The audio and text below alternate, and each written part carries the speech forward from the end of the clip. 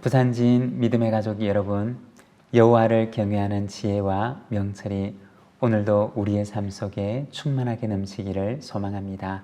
오늘 말씀은 잠언 11장 1절에서 15절입니다. 속이는 저울은 여호와께서 미워하시나 공평한 주는 그가 기뻐하시느니라. 교만이 오면 욕도 오거니와 겸손한 자에게는 지혜가 있느니라. 정직한 자의 성실은 자기를 인도하거니와 사악한 자의 패역은 자기를 망하게 하느니라. 재물은 진노하시는 날에 무익하나 공의는 죽음에서 건지느니라. 완전한 자의 공의는 자기의 길을 곱게 하거니와 악한 자는 자기의 악으로 말미암아 넘어지리라. 정직한 자의 공의는 자기를 건지려니와 사악한 자는 자기의 악에 잡히리라. 악인은 죽을 때 그 소망이 끊어지나니 불의의 소망이 없어지느니라. 의인은 환난에서 구원을 얻으나 악인은 자기의 길로 가느니라. 악인은 입으로 그의 이웃을 망하게 하여도 의인은 그의 지식으로 말미암아 구원을 얻느니라. 의인이 형통하면 성읍이 즐거워하고 악인이 패망하면 기뻐 외치느니라. 성읍은 정직한 자의 축복으로 인하여 진흥하고 악한 자의 입으로 말미암아 무너지느니라. 지혜 없는 자는 그의 이웃을 멸시하나 명철한 자는 잠잠하느니라. 두루다니며 한담하는 자는 남의 비밀을 누설하나 마음이 신실한 자는 그런 것을 숨기느니라. 지략이 없으면 백성이 망하여도 지략이 많으면 평안을 누리느니라.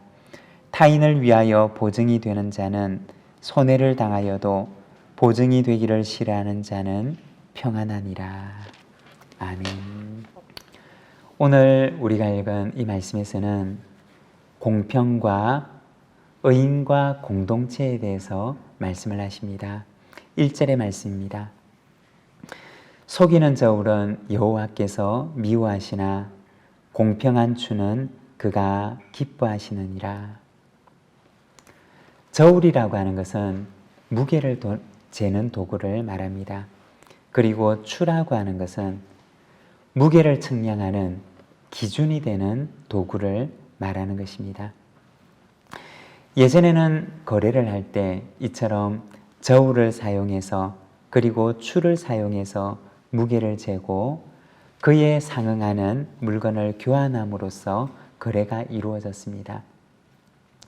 그런데 이러한 거래에도 속이는 일들이 있었던 것입니다.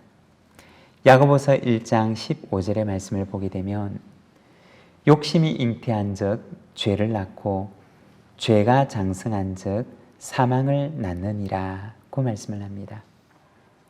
여러분, 욕심이 있는 곳에는 언제나 죄가 생겨나는 법입니다. 과거에도 그러했고 현재에도 그러하고 또 미래에도 그러할 것입니다. 시간이 흘러도 인간의 본성 가운데 욕심이라고 하는 죄의 씨앗이 존재하는 한은 죄는 그 모습을 달리한다 할지라도 또 다른 모양을 하고 다시 나타나게 될 것입니다.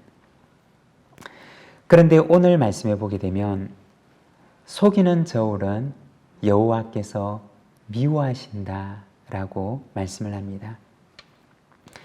여러분, 우리가 생각을 해보면 거래라고 하는 행위는 분명히 인간들 사이에서 일어나는 일들인데 거래 행위에 공정하고 불공정한 것들로 인해서 하나님께서 영향을 받으실 만한 것은 사실은 아무것도 없습니다.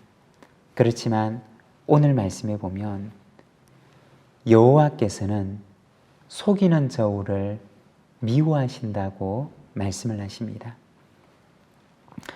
우리가 영성이라고 하면 하나님과의 관계만을 생각할 때가 많습니다.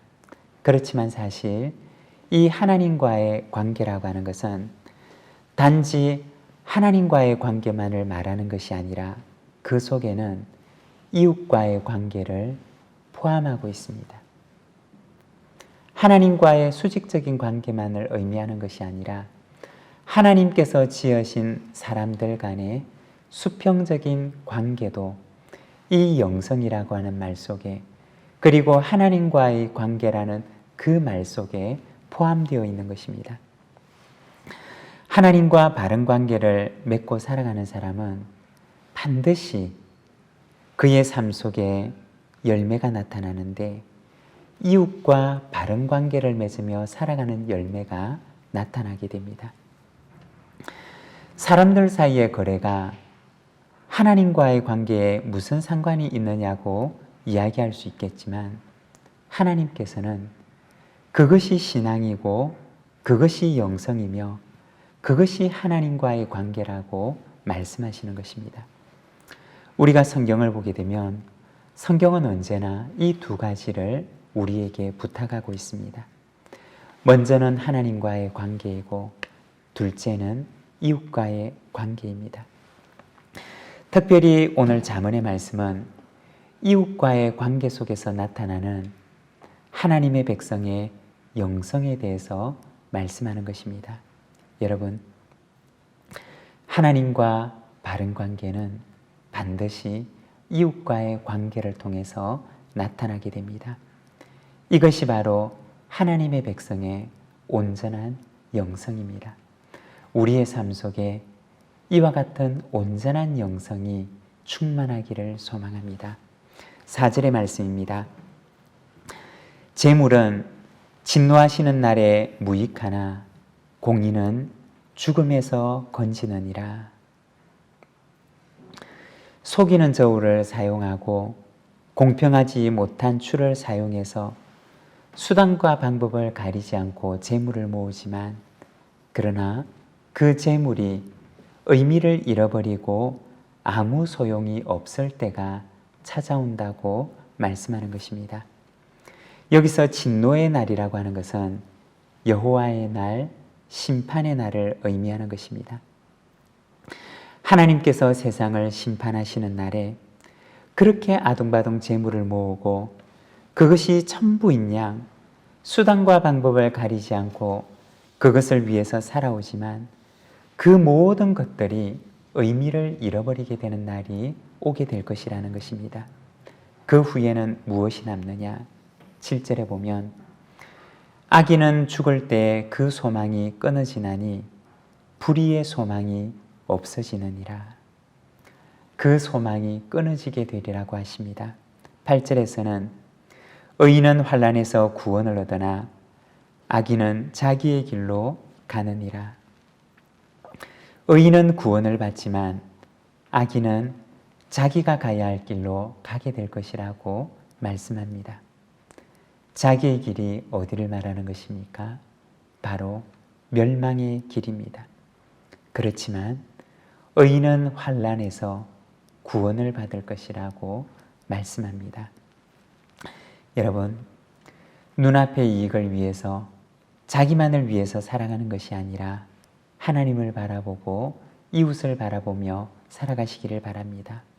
하나님께서는 의인의 길을 인정하시고 하나님의 선하심으로 그가 행한 그 모든 일들에 갚으실 것입니다. 10절의 말씀입니다.